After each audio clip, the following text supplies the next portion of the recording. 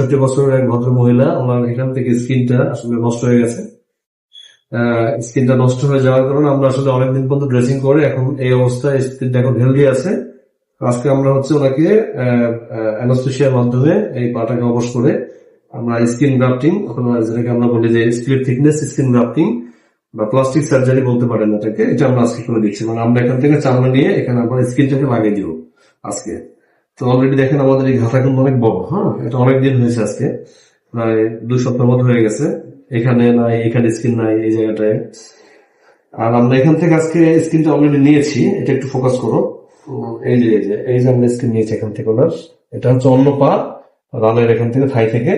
এই যে এখান থেকে স্কিন নিয়েছি, এটা দেখাও। এই যে স্কিনটা আমরা আজকে হচ্ছে এখান থেকে, এটা হচ্ছে আমাদের ডোনার সাইট, এখান থেকে এই স্কিনটা নেওয়া হয়েছে। এটা আমরা এখান থেকে, এটা রিসিপিয়েন্ট সাইট, আমরা আজকে এখানে এটা লাগাই দেবো ইনশাল্লাহ।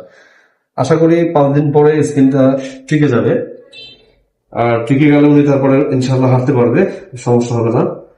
তো পরবর্তীতে আপনাদেরকে রোগীর ব্যাপারে আরো আপডেট দেবো ইনশাল্লাহ। ধন্যবাদ। আসসালামু আলাইকুম।